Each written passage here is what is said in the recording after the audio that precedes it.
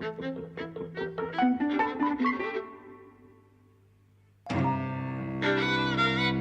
and welcome to Eavesdropping at the Movies. I'm Mike. And I'm José.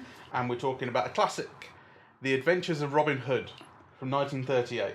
That's right. Swashbuckling, Errol Flynn, Olivia de Havilland, Claude Rains. Directed by Michael Curtiz. And starring Basil Rathbone as well. Yes, it's an all-star, well... Michael Curtiz and William Kiley, the directors, jointly credited. Are they jointly credited? Yeah, it said, I noted right at the start, I pointed out to you, didn't I? It said it's directed by Curtiz and Kiley. Oh, because I know that Kiley was fired from it. Well, maybe that's but why. I didn't know that they were both credited. It certainly is at the start of the film. Right, okay. I noticed it. Because we were talking just the other day about DGA credits and how you're only allowed one, and because we were talking about Bohemian Rhapsody and how the director changed on that. So. Right, okay. So, yeah, I know, but, you know, any thoughts on the dual directors? You can really tell in many scenes that it's directed by Michael Curtiz. All of the ones that have gradations of light, you know, the use of the shadows. In fact, I was watching a film on Technicolor, and the development of Technicolor, and they said that one of the first things to go out the window when Technicolor came in was shadows. So, you know, that cinematography had become very sophisticated in black and white by that point. But actually, three-strip Technicolor, one of the tendencies was just to light up everything so that you would get the brightest color possible. Well, you had to, because you needed to split the light coming into the camera into three separate. You need to split it into red, green, and blue. Yes. And so you needed much more light just to actually make it work. So one of the first things that was sacrificed with that was actually, you know, things like shadows and the gradations and so, you know, and so on. There is a flat look to everything. It's a lot. I mean, one of the things is that it's early days of three-strip Technicolor when they're making this, and I think you and I were both pointing out just like there's colour everywhere, because there's like an excitement about it, really. And I mean, at one point we noticed there was a pepper in a fruit bowl. Yes. And the only reason could possibly be that it adds colour. Exactly. You know. But I love that. Yeah. You know, it's glorious, and I find the Technicolor cheery and joyous. Yeah, it is. Yeah. It's but wonderful. I'm keen to know what you think, really. Well, I thought the same about that. I mean, particularly sort of for the first half of the film, where it's just enormously sort of exciting, and you're just watching watching Errol Flynn going around. We were talking about him being like a lad. Yes. It's like him and the lads. Yes. He kind of. I mean, one thing that I think is perhaps a little lacking about that early section of the film is that the revolution that he's kind of building up to it's a bit weak. It's kind of actually what he's really doing. He seems to be just kind of messing around, really. Like when they meet Friar Tuck, he kind of just plays a prank on him, and all the other merry men are hiding behind the bushes, and they all laugh, and it's kind of charming and funny. But he's basically being like a lout, and it's not until later in the film that the revolution actually becomes a revolution.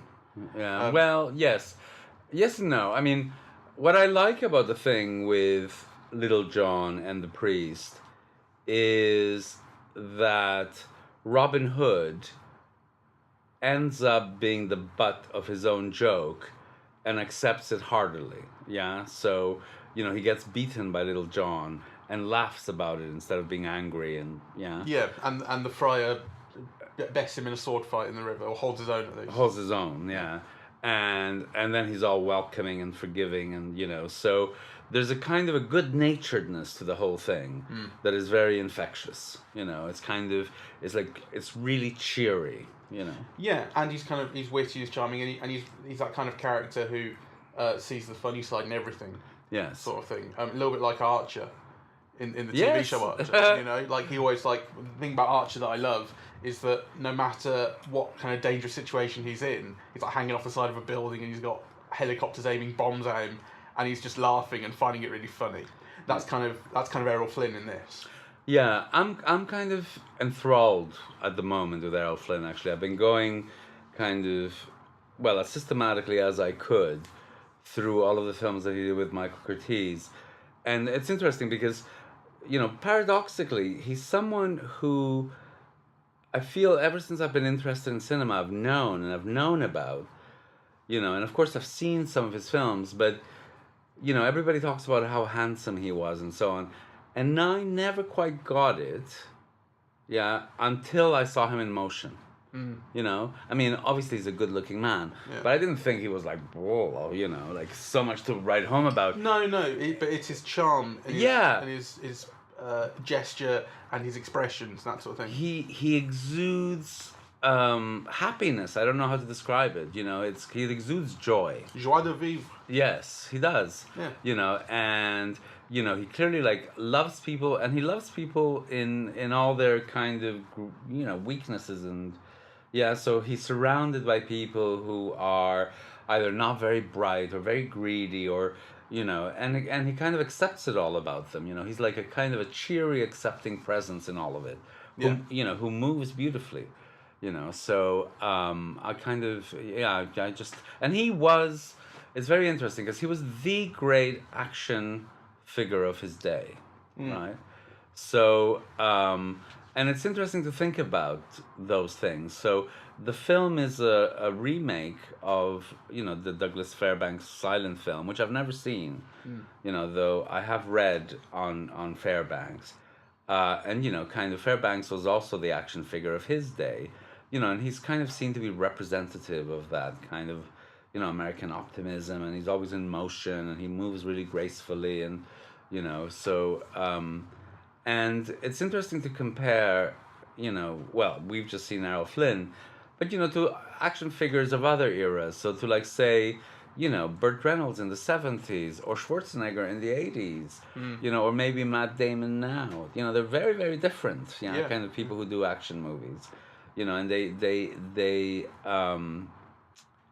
maybe it's just me projecting, but you think they represent their era in some way. You know, they say something about, you know, what an ideal, you know, figure of masculinity and, you know, daring do is for each period. It tells a lot, you know. So you have the cyborg figure of, you know, of Schwarzenegger, quite dark and machine-like and so on, as opposed to, like, you know, kind of Errol Flynn, who's, you know, just graceful, light and airy, and and kind of charming and cheeky, and witty, You know, there's that wonderful bit. There's a great line where he Olivia Havilland, Maid Marian, at one point says, "You know, you speak treason," and he goes, and he sort of flashes a grin, and he goes fluently. Brilliant. I really love that. And that's what that scene's full of. Yes. And then, of course, it descends into a sword fight because it does. Yeah. And what I loved about the action, and I think this is definitely watching it with a kind of ironic sort of distance because it's 80 years later. Yes. What I like about the action is that I reckon I could do everything that they did in this just as well. Like there's an aesthetic to it. The way it looks now is like a load of amateurs having a go at having a sword fight, which I know is not what it was. Yes. I know it was like this was premiere action of the day.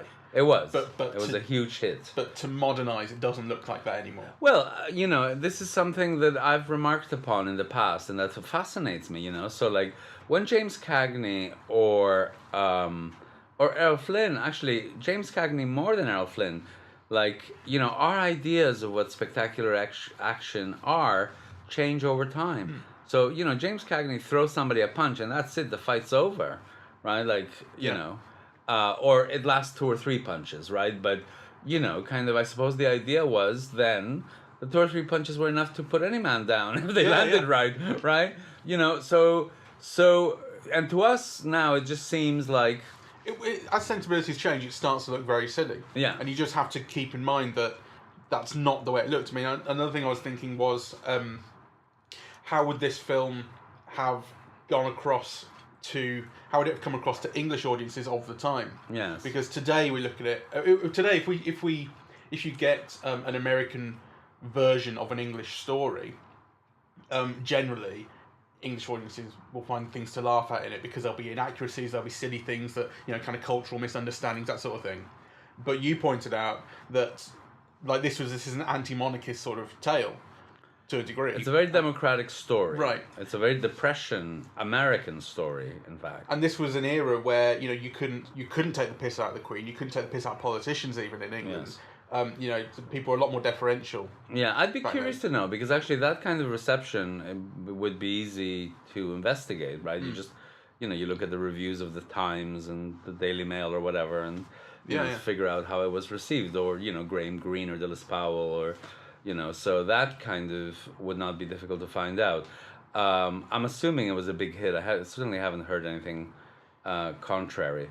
But I think it is a very American story, or a very American take on the story, in the sense that it is about kind of collectively coming together to fight oppression. So in that sense, it's a very Warner Brothers film, and also it's very conciliatory, right? It's kind of, it brings together Anglo-Saxons and Normans, and we're all Englishmen, right? Which is kind of, I find that kind of interesting, really, in terms of, kind of the politics of the day. And now, actually, it's almost like, I hate to be bringing up Brexit into all my readings of every film. We always do, I do. Yeah, but you can't help, when looking at films, you can't help but relate it to your own kind of life and understanding and context. And actually, one of the things that comes across is how generous spirited this film is, in contrast to this us, them, fuck off Europe, let me suck your ass America kind of attitude that we're living through at the moment. Yeah, there's only one, maybe two kind of full-on villains in the film. Yes. Basil Rathbone is the central figure. Yes. And I guess Claude Rains as well as Prince John, but he comes less into direct conflict with Robin. Yes. But apart from that, kind of, he's very Robin is sort of very accepting of everybody. It does come through, I think, a certain level of. I think in his character there's a certain feeling of superiority conveyed as well, though. Like he can afford to be nice to his enemies because he knows he's better than them. He knows that he will best them in a fight. Yes. Except then you find out that he doesn't. That's why the Little John incident is so interesting. Well, those guys, those guys can knock him off a log or something. But when it comes to actually fighting someone when it's a fight to the death, he's not going to fail. Well, it's true, but again, that in itself, I suppose, is a certain ideal of American democracy, right? Which is a meritocracy. It's kind of, it's an aristocracy of worth or of merit, right? It's not this idea that all men are equal, but that they should all be treated equal, and kind of, the differences as they might exist are difference of physical power, or beauty, or strength, or money, but that actually fundamentally everyone is the same. And I think what he exudes is, a kind of, a superiority of physique and charm and so on. There's no question about that. You never get the feeling with his character, I guess, that he's out of control at any point. But also, you never get the feeling that he's not democratic. So, I suppose there's this difference that, the difference between everybody being equal or, the notion that everyone should be treated equally, it's kind of, it's not the same because, even in the most ideal democracy, there will always be differences.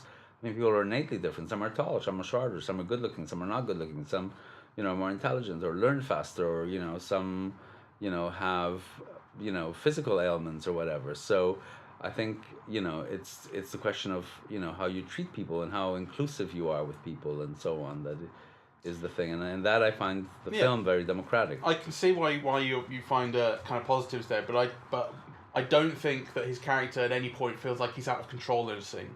Feels like things are beyond his control and that he has to fight to get them back. He's never put in a position where he is really the underdog. Well, or at least he never feels like it. It's never conveyed that way. You never feel like he has to actually climb out of a bad situation and make it a good one for himself. That's not true. And in fact, it's that the particular scene I have in mind, which is the one where he's been, he's kidnapped or he's caught. He's sent to the gallows, and he's about to be hanged, right? And actually, instead of him doing something about it, his whole community comes forth to rescue him. Yeah. So I mean, it's just still. I never feel like there's enough peril on him. I never feel not enough peril, but I never feel that that's what the film is. It's just that thing of you know that the guy is going to win in the end. Sure, because he's the star of the movie. And it's,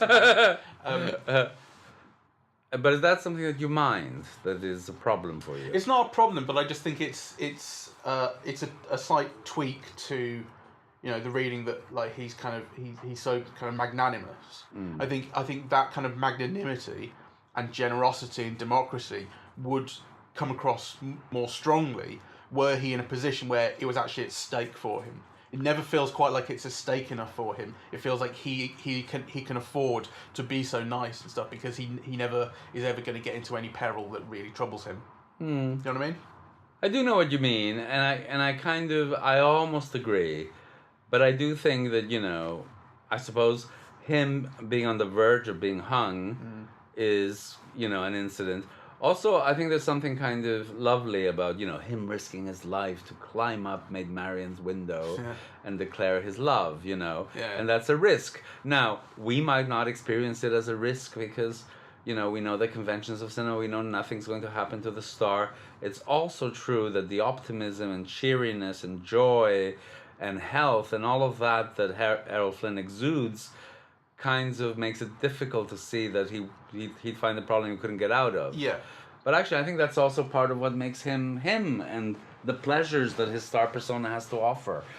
Because, other people you would sense they would be more imperiled or more in pain or, you can imagine John Garfield or somebody like that, right? And they'd be tortured about the danger they were in. But that's not Errol Flynn, and what Errol Flynn has to offer, I think, is at least of equal value. Yeah. Yeah, it's a different type of kind of hero. It's a different type of action. Yes, it's incrededly enjoyable. Yes. I'm not saying that at all. I'm not saying it's not enjoyable. I just think there is a slight nuance to that reading of kind of the generosity of his character that is modified slightly by I suppose the phrase winning smile. "a man amongst men" kind of does indicate a certain kind of superiority. Yeah, he's not number Z523. Right? He's number 1. Right. So again, it's a little bit like Archer, where no matter what happens to Archer, he somehow is always going to survive. And in Archer, it gets to the point where he knows that, which is why he's able to find everything so funny. And he says as much in dialogue in that show. Nothing bad ever happens to me. I don't know why I'm so lucky. The reason why I wanted you to see this with me is because you remember when we went to View Cinemas, and they have like all of these posters at the entrance, right, of these classic films, right? And actually, I was thinking of doing something on Curtiz, and it struck me that they had 2 films, right, that were by Curtiz. So they only had 8 posters of like the history of cinema represented in 8 posters. And 2 were by Curtiz. Yeah. And actually they were Casablanca and Robin Hood. And really, they're both classics, but they're really neither of them thought to be great films, if one can make those distinctions, right? Like, they're... I don't know if that is the case with Casablanca. I do think its reputation is... Well, we can argue about that. I actually think... But I do agree on the case with Adventures of Robin Hood. That it's a classic film. Everybody loves them. But people who write about the art of cinema don't think that neither, Casablanca has anything complex or rich or any commentary on the human condition or any, developments in the form or like any of the ways in which you can kind of say, this is, an example of the art of cinema. I actually don't think that people would have made those arguments about Casablanca, enjoyable as it is, in the ways that we talked about in that podcast, and I share in those enjoyments. But anyway, I was just struck. It's certainly not the case with Adventures of Robin Hood. It somehow doesn't fit with the... I can't remember what the other films were, but it somehow stood out. It was like Blade Runner and Kubrick. Yeah, but I think... But the point is, like, every other film definitely fits. You went, this is part of the canon. Yes. And Adventures of Robin Hood did stand out. Yes. Though... I mean, it is a de facto classic. Yeah. You know, it was re-released umpteenth times. You know, it's shown, you know, on television. People love the color. The Korngold score is like an acknowledged classic, you know, and a real kind of contribution to the art of scoring films. It was kind of seen as very modern in its time. And of course, it's got a supporting cast that is to die for, right? Like, you know, Claude Rains is just, he's always fantastic. He's the best. But this has Eugene Palette as well, you know, who's at least as good. You know, I love Here Comes, what is the Lubitsch film? Here Comes Mr. Jordan, something like that. The one about going to hell. Heaven Can Wait. Heaven Can Wait. 43. Yeah. He's fantastic in that. He's like a millionaire who doesn't talk to his wife, you know, and his daughter has run off and married like this roue who sleeps with everybody. And he's just got like some skits in there that are marvelous. He's a marvelous comic actor. And he's a joy to watch. And actually, you know, one of the interesting things that I've been trying to go through all of these Errol Flynn films, Errol Flynn, Michael Curtiz films. And one of the characters who always appears is Alan Hale, who plays Little John in this, right? And, you know, in some of the films, like in The Seahawk and, you know, Dodge City, you know, I just love seeing the interactions between Errol Flynn and him. It's almost like a kind of love, you know, it's like, you know, what we now call a bromance or something. But, you know, there's just kind of like this really easy but deep kind of affection, right, between two men where, like, you know, the issue of sex is not there, right? Yeah. You know, and I really like that about, you know, kind of their interaction in all of these films. You see it much less in this because actually they have less, you know, their big scene together is a fight scene. Yeah. You know, and in the rest of the film he appears almost on his own or as part of a group, you know, but I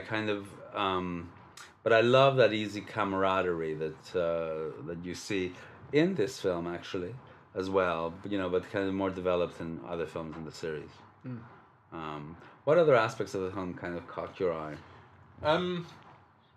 There are stylistic aspects that have become so sort of enshrined in cinematic kind of lore and technique that you know them almost through parody more than you do through actual kind of genuine use of them. Such as the sort of the hero jumping down and standing there, hands on his hips, and yes. look, you know, that it's that Errol Flynn stance. Yes. You know, but like that, and kind of looking off, sort of the camera's below him, and he looks off into the middle distance or into the distance, and he's heroic, and you know that's been parodied sort of countless. Yeah, and I suppose it goes along a little bit with what I was saying about the action,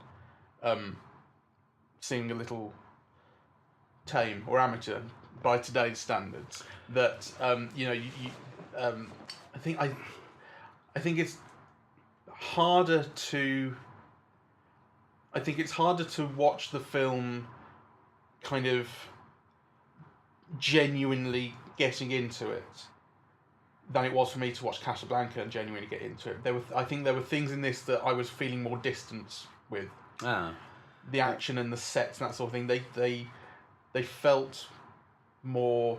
I don't know if to put it like of their time, or just that things have developed to the point where this now looks quite simple in some respects. Yes, I can see it is very much of its time. Yet I love it. You know, I think it's maybe the second or third time that I've seen it in the space of a month. Yeah. And well, as you saw, I kind of, you know, I still get enthralled. Yeah, I think the stuff that I really connected with though was the way that the character came out. You know, so when the action's happening, it was not hugely exciting to me, but it's the way that the character expressed himself through the action. Yes. And the way that, like, you know, as we said, like, he's having a good time Yes. while he's having a fight, and the way he's being creative in the fight and that sort of thing. That's what I connected with. Yes, I mean, I think that's an interesting distinction, actually. So there's a difference between the way, well, you know, the action scenes being of their time and our way of looking at it, which, you know, it has a distancing effect. So some of the things of their being of their time is a distancing effect. For example, you do realize that, like, you know, some of the action scenes are shot at a lower speed, so that when they're projected, they feel cranked up, they move faster, right? You know, so you're meant to get the impression that actually the characters are moving faster than they would normally, but actually it just looks jerky to us now, doesn't it? You know, so you can see that the sound has been dubbed on an image that has been filmed, you know, kind of at a different speed. The film has been speeded up, and that now seems like jerky and inelegant, you know. So there are those aspects to it, and yet on the other hand, there are some aspects of the action in this film that I like more than now. So I like, for example, the way that the film is often shot, you know, at a distance, right, or in a medium long shot, so that you could see people doing the action, and often sometimes in a longish or a relatively longish take. Right, again for the same purpose. So you actually see Errol Flynn jumping off a tree and he lands on the floor, right? And there's something kind of beautiful about seeing him jump off the tree and landing on the floor. Whereas, you know, I was thinking you see a Bourne film and there would have been 55 cuts, right? Yeah, well, I guess the term for it these days is intensified continuity. Yes. Where cuts of very disparate things are put together to give you an impression of things that have happened. Whereas in you know, the Adventures of Robin Hood, you see, generally speaking, things happen. Yes. They may, you know, bits in the middle may be cut out. Like, for instance, when he jumps out of a tree, you may see a shot of him jumping out, and then a second shot where he's on the ground landing. No, actually, in this shot, you see him doing the whole thing. Sure, but there are shots like that too. Yeah, sure. Where so, you know, things are, you know, edited and sped up, and so it's not like watching a stage play. I mean, you know, it's a film. It has been edited to present what it's doing, but you know, it's not as intense as that, and it's not giving you information that you can't sort of relate. You can relate every single shot to the ones around it, kind of geographically and in sense of who's doing what and that sort of thing. I mean, I love the Bourne films, but I do think that, you know, some things are gains. For example, you know, you can create a sense of speed and excitement through rapid editing, right? Also, you can get stunt people with better bodies and who can do actions better to do those actions.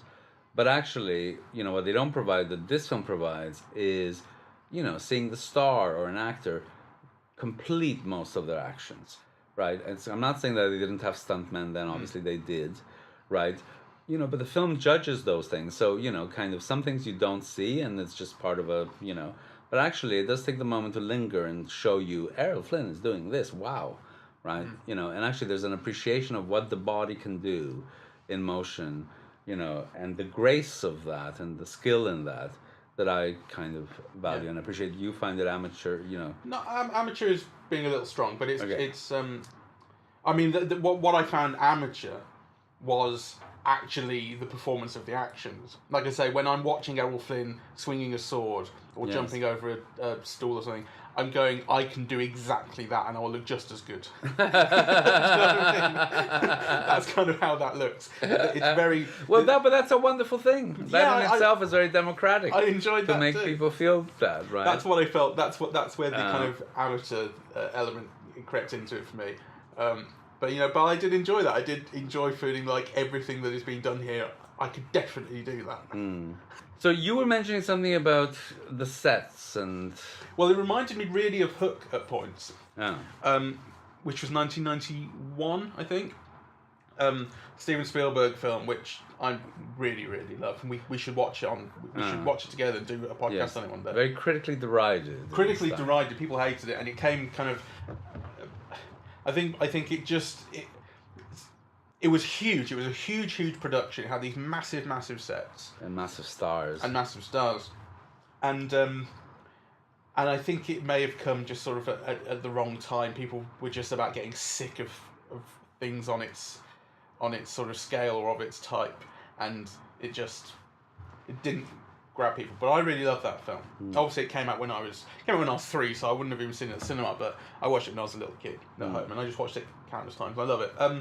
But there are stylistic things. So people who are aware of Spielberg and his kind of 70s gang, like Scorsese and Coppola and that, of being huge fans of films from the 1930s and 40s, and they talk about films like The Adventures of Robin Hood as inspirations for their own And having not seen the Adventures of Robin Hood before, and kind of forgetting that sort of link, it was staring me in the face. You know that like so much in Hook specifically is copied is too strong, but definitely heavily inspired by the way that things are shot in Robin Hood, or the way that things are designed. So you know the kind of the Peter Pan green tights and the green sort of outfit. Okay, like that is historically what Peter Pan. That's how he was sort of designed in the illustrations or whatever. And Robin Hood historically was wearing green as well. That's coincidence, but it's also they're the same. And when Errol Flynn is stood up on a ledge, kind of overlooking the merry men, like that's exactly a shot that has been copied in Hook, where Peter Pan is doing the same thing. He flies, so he lands on it, but it's the same shot that's being replicated. These huge sets, which, I mean, there are early shots in The Adventures of Robin Hood where all the action and all the people are in the bottom half of the frame. And the entire top half of the frame is just the set. Yeah. It's like saying, just look at our big set. Yes. You know, we want to show off that we built a big set. Of course. And there's a lot of that in Hook as well. I think it's a little more elegant in Hook, but they do have that enormous crane shot right at the start where you overlook the entire sort of harbour with all the shops and things in Hook, which is there to show off a massive, expensive set.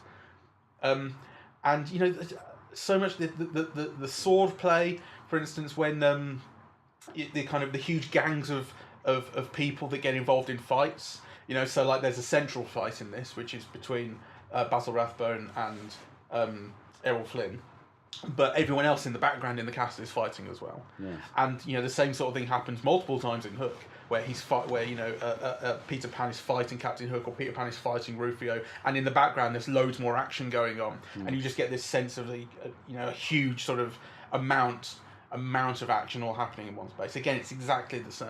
It's derived directly from it.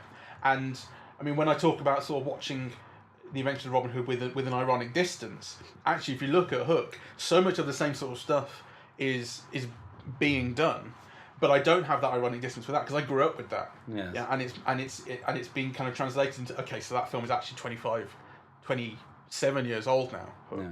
Yes. So you know that's an old film to a lot of people, but still sort of in a more modern film, that kind of aesthetic and those sort of ideas and techniques are made sort of easy to buy into.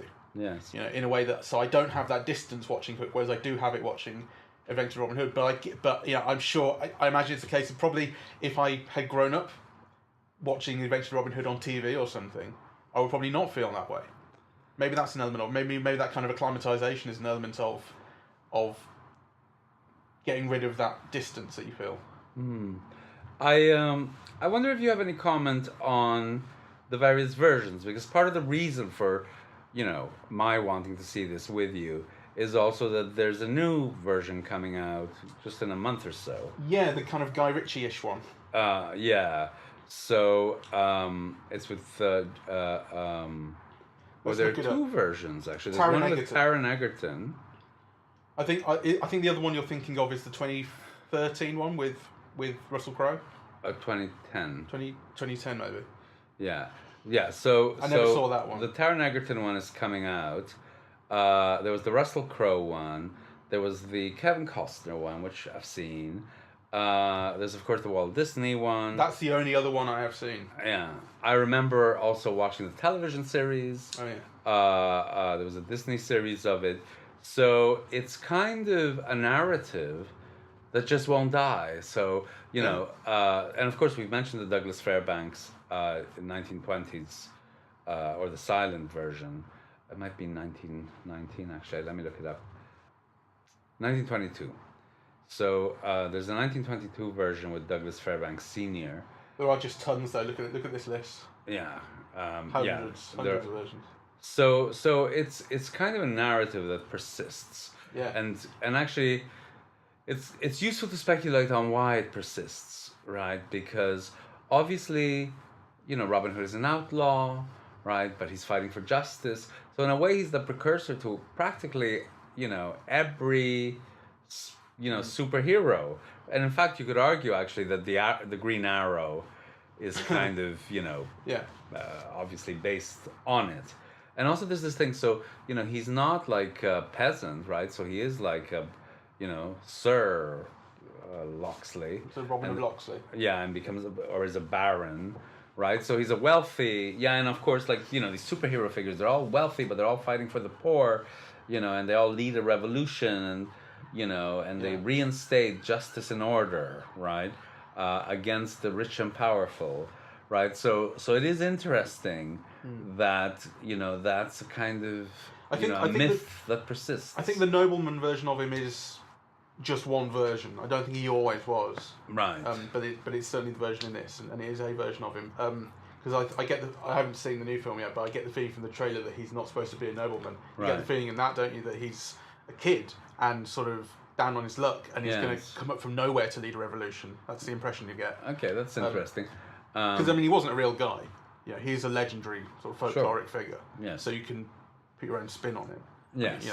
Walt Disney made him into a fox. But actually, that's what's so interesting about these mythic narratives, that they're so flexible and adaptable, and they lend themselves to so many versions, but they nonetheless, have elements in common. Yeah. Yeah, and generally, as you say, it's the fighting the powers that be, and the classic kind of line that goes along with Robin Hood in pretty much every version is steals from the rich and gives to the poor. Yes. That's really heavily associated with him, and.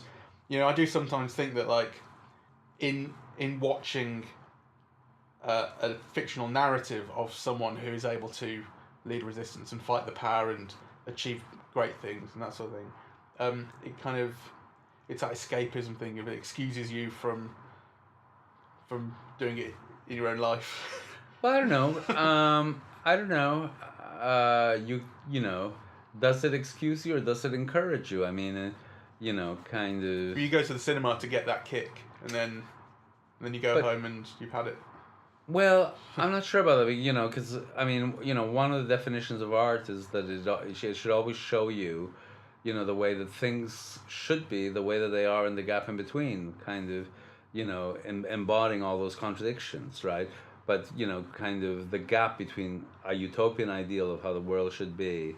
And then kind of your own realization that there's a distance between the world you live in and the way that things should be. So actually, sometimes just by showing something glorious and beautiful and, where everything works out, that actually, can be, a path to action and to enlightenment and to action on its own, arguably. Yeah, it could be. Maybe that reflects then more on me and I'm just lazy.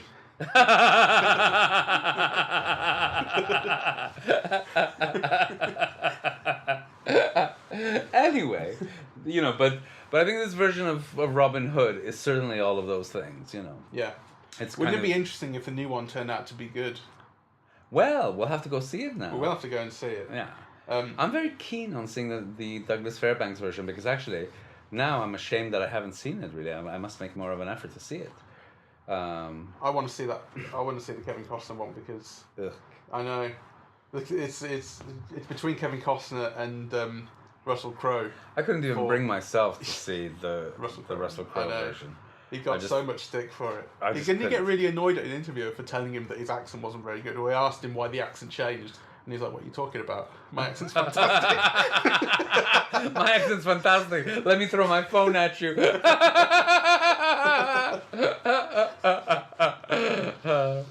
Anyway, that in a way is one of the pleasures of Robin Hood. Is as an English person, it's really enjoyable to see how Americans get into cultural holes with it, where they misunderstand certain things. You go, that's not what it's like. You see, that's why they invented the Green Arrow or Arrow, so they wouldn't have to put up with snooty Englishmen kind of criticizing their accents. They could say, "Fuck you, we don't need you or your accent."